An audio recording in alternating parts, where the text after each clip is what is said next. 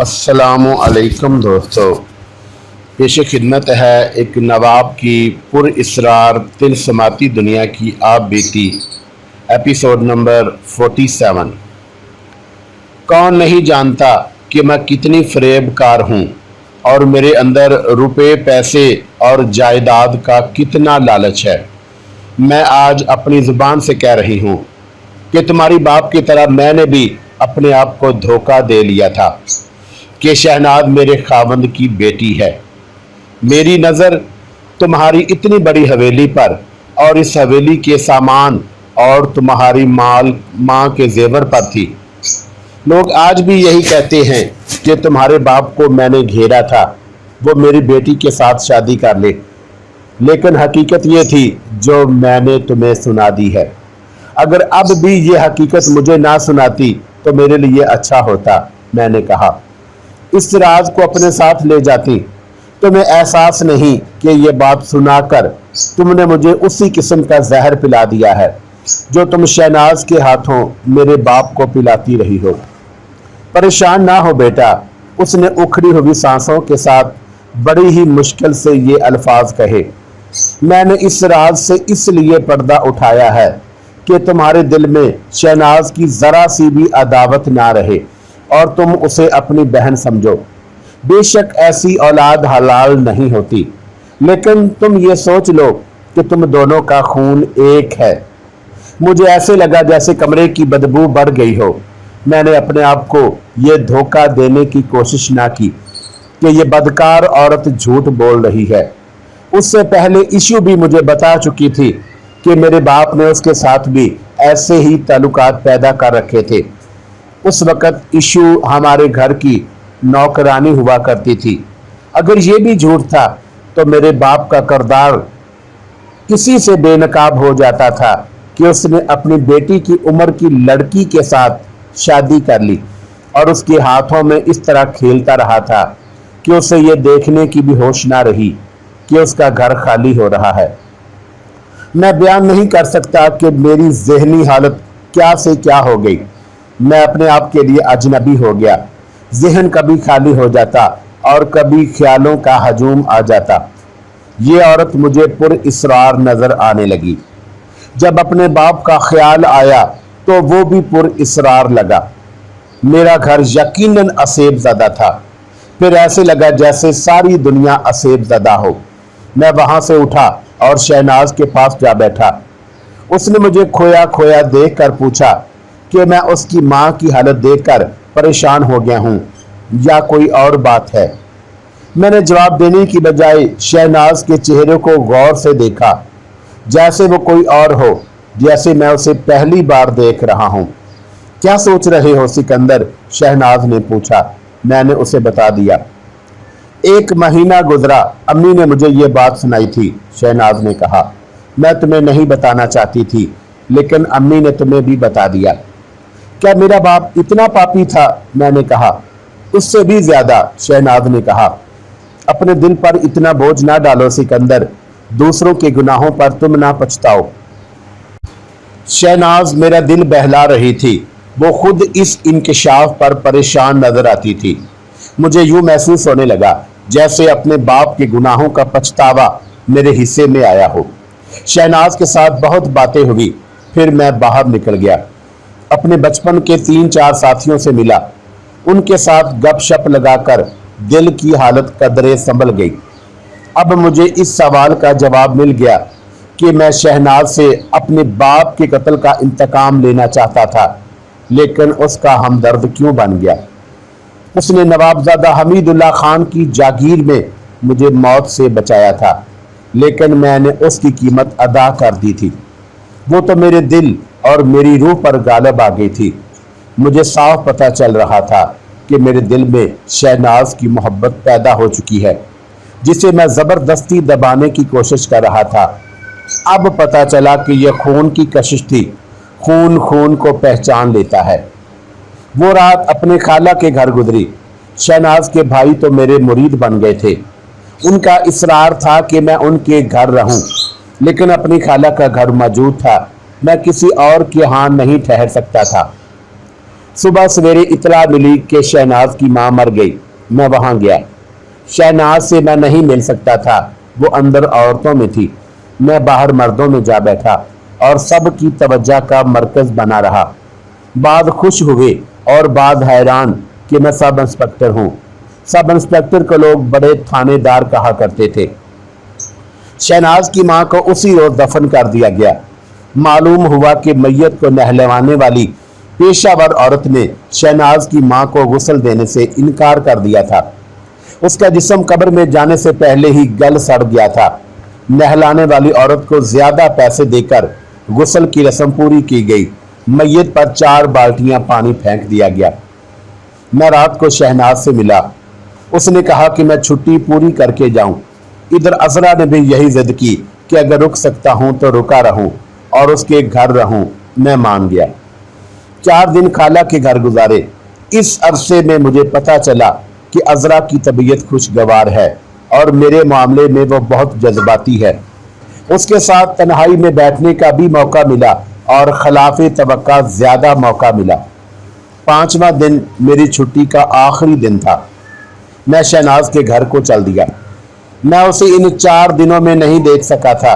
उसके भाइयों ने बताया कि अब औरतें कम आती हैं और वो भी सुबह 10 बजे से पहले पहले। मैं दिन के पिछले पहर गया। पता चला कि शहनाज कमरे में है। मैं कमरे में चला गया लेकिन दहलीज पर ही रुक गया। कमरे में पलंग पर एक औरत बैठी थी। वो कोई बड़ी मुअज़्ज़ज़ औरत थी। कोई आम सी औरत होती तो मैं दहलीज पर ना रुक जाता।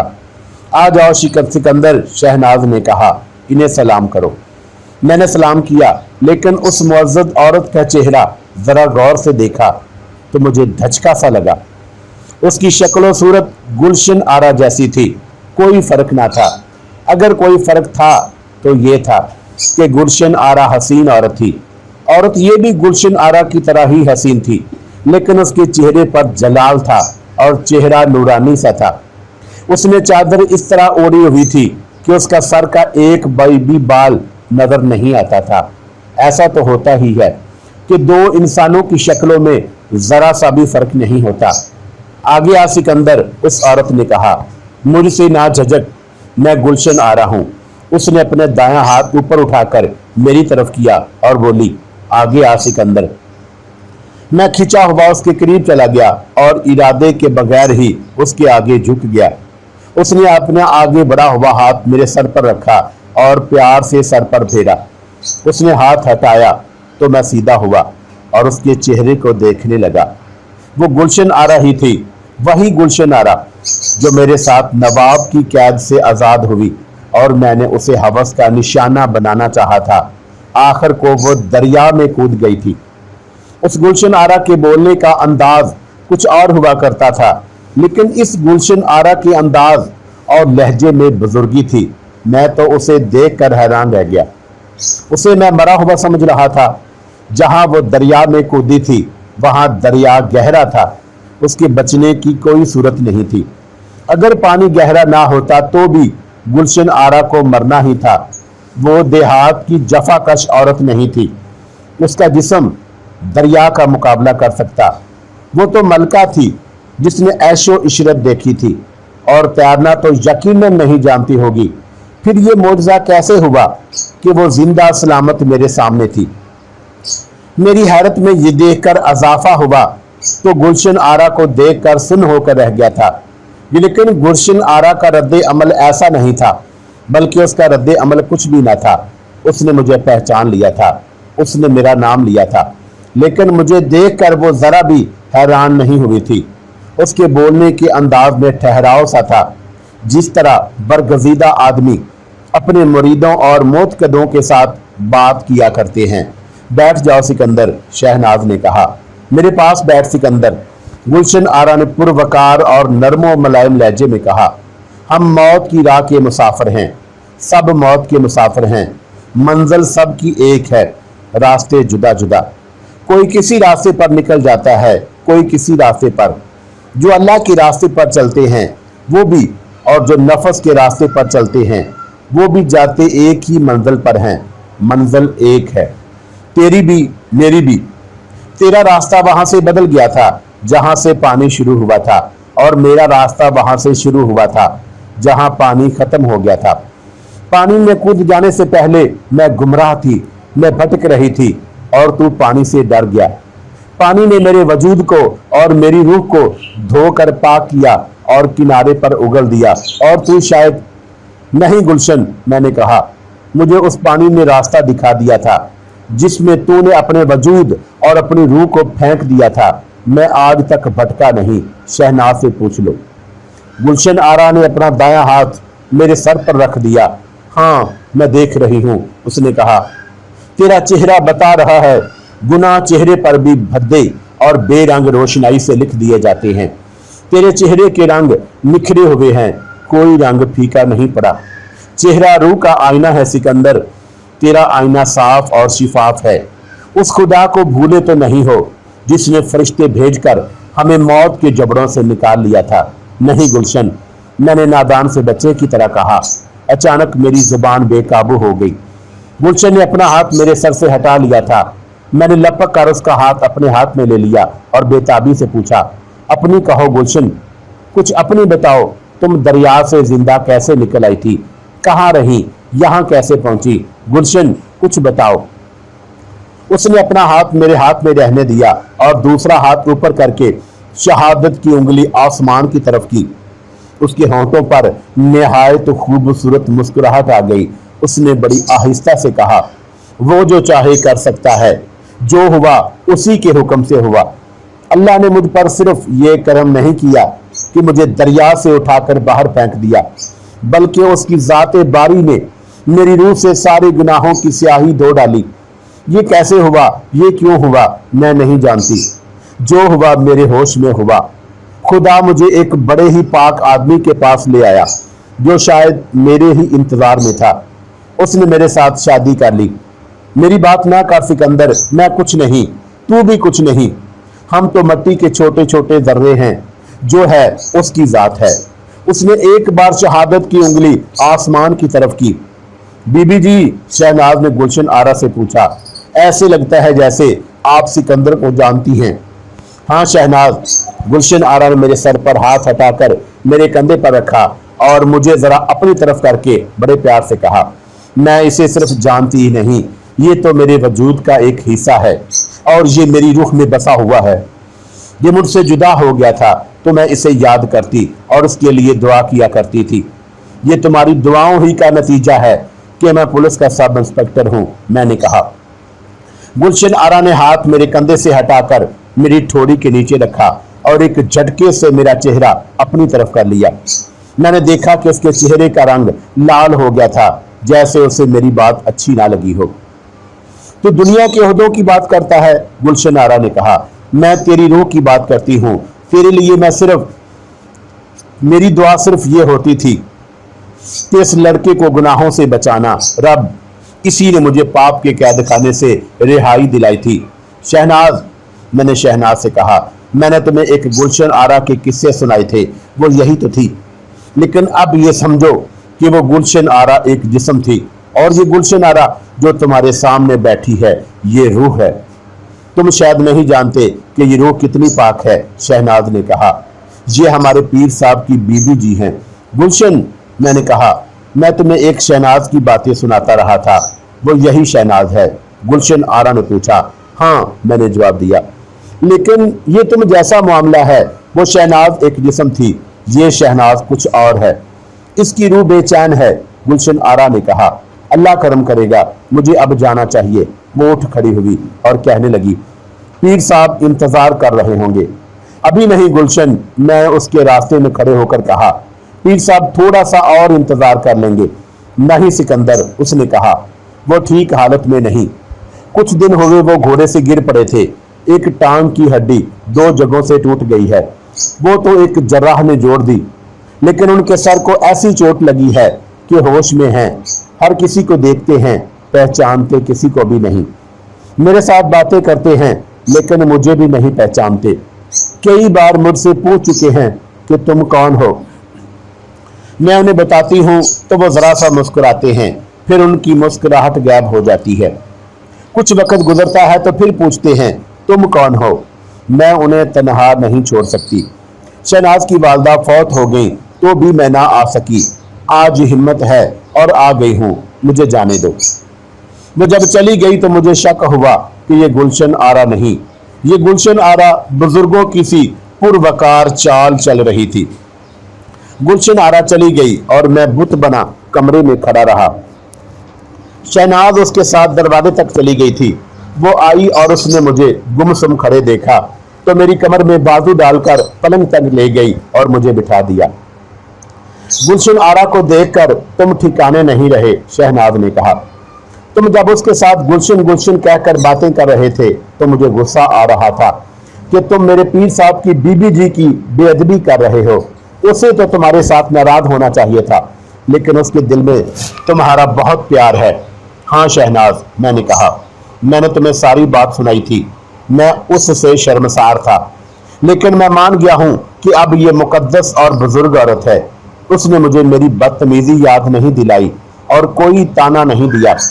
میں نے شہناز کی طرف دیکھا، نہ جانے اسے کیا ہو گیا تھا۔ وہ خلا میں گھور رہی تھی، اس کے چہرے کا رنگ اڑ گیا تھا اور اس کی آنکھیں سرخ ہو گئی تھی، جیسے وہ آنسوؤں کو روکنے کی کوشش کر رہی ہو۔ کیا ہوا شہناز؟ اس نے میری طرف دیکھا اور آہ بھری، پھر میرے پاس پلنگ پر بیٹھ گئی۔ سنو گے سکندر؟ سناؤ، میں نے کہا۔ کیا سناؤ گی؟ اپنی نحوست کی ایک اور داستان۔ میں نے چونک کر اس کی طرف دیکھا۔ ہاں سکندر، اس نے کہا، میں تم سے کچھ نہیں چھپا سکتی۔ میں بی بی گلشن کے خامد کی مریدنی ہوں۔ یہ پیر کوئی اچھے لوگ تو نہیں ہوتے، میں نے کہا، مریدوں کی بجائے مریدنیوں میں زیادہ خوش رہتے ہیں۔ پھر تم انہیں پیر نہ کہو، شہناز نے کہا، یہ پیر صاحب تعویذ نہیں لکھتے، نہ پھونکے مارتے ہیں۔ میں خود پیروں سے دور رہا کرتی تھی۔ اپنے شہر میں واپس آ کر میری جو حالت ہوئی وہ تم سے چھپی ہوئی نہیں۔ ماں کو اس حالت میں دیکھا، اتنے خوبصورت اور جوان بھائی آوارہ اور بدماش ہو چکے تھے، میں تنہا تھی۔ لوگوں کے تانے اور قصے کہانیاں جو میرے متعلق ایک دوسرے کو سناتے تھے، میری بچپن کی سہیلیاں منہ موڑ گئیں۔ لوگوں نے مجھے طوائف تک کہہ ڈالا۔ سچی بات یہ ہے کہ اپنے اور ماں کے گناہ بھوتوں اور چڑیلوں کی طرح میرے سامنے ہر وقت ناچنے اور چیخنے لگے۔ میں تو پاگل ہو چلی تھی۔ ایک روز محلے کی ایک عورت آئی، پرانی عمر کی عورت ہے، اور اس کے دل میں میرا کچھ پیار اور کچھ درد زندہ تھا۔ اس نے میری آنکھوں میں آنسو دیکھ لیے۔ وہ تجربہ کار عورت تھی، میرے دل کا حال جان گئی۔ اس نے مجھے ان پیر صاحب کے گھر کا راستہ دکھایا۔ شہناز نے مجھے بڑی لمبی بات سنائی۔ اس عورت نے اسے اس پیر کے گھر کا راستہ دکھایا تو شہناز ششو پنج میں پڑ گئی۔ اسے اپنی خوبصورتی اور جوانی کا احساس تھا اور اس نے پیروں کے کئی قصے سن رکھے تھے۔ اس نے اس عورت کے سامنے اس خدشے کا اظہار کیا۔ وہ پیر نہیں کاکی، اس عورت نے اسے کہا، یہ تو اللہ لوگ ہیں، تمہیں اللہ کے راستے پر ڈال دیں گے اور کچھ پڑھنے پڑھانے کو بتا دیں گے۔ یہ تو عالم ہیں، تم جاؤ، اگر ان کی نیت میں خرابی دیکھو تو جانا چھوڑ دینا۔ شہناز کی ذہنی حالت اتنی بری تھی کہ اس پر وہ قابو نہیں پا سکی تھی۔ وہ تو تنکوں کے سہارے ڈھونڈ رہی تھی۔ نہ چاہتے ہوئے بھی ایک روز اس پیر کے گھر جا پہنچی اور اس کے سامنے بیٹھ کر بہت روئی۔ کس کے گناہوں کا بوجھ اپنے روح پر اٹھائی پھرتی ہو؟ پیر نے اس سے پوچھا۔ شہناز انہی الفاظ سے متاثر ہو گئی کہ پیر نے اس کے چہرے سے جان لیا تھا کہ یہ عورت گنہگار ہے۔ شہناز نے پیر کے چہرے کی طرف دیکھا لیکن بول نہ سکی۔ مت گھبرا لڑکی، پیر نے کہا، اپنے ضمیر کی جھولی میں جو کچھ ہے میرے سامنے پھینک دے۔ تیری آنکھوں میں لکھا ہے کہ تو اپنے جسم کی مراد لے کر نہیں آئی، تیری روح روگی ہے۔ بول، اللہ کے گھر میں کس چیز کی کمی ہے؟ شہناز کی آنسو یوں جاری ہو گئے جیسے ندی کا بند ٹوٹ گیا ہو۔ وہ سسکیاں لینے لگی، پھر اس کی ہچکی بند گئی اور پیر نے اس کے سر پر ہاتھ رکھا، پھر اسے دلاسا دیا۔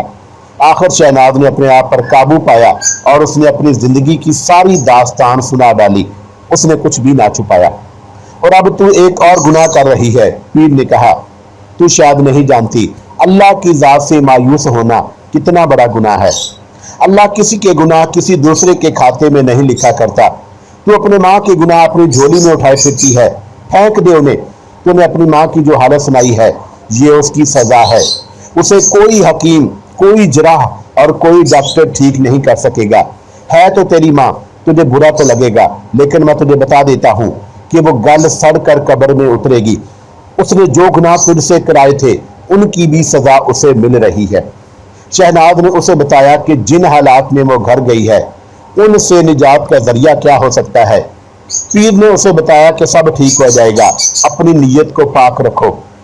पीर ने उसे और कई बातें बताई थी। शहनाज को ऐसे ही एक हाथ की जरूरत थी जो उसे थाम लेता।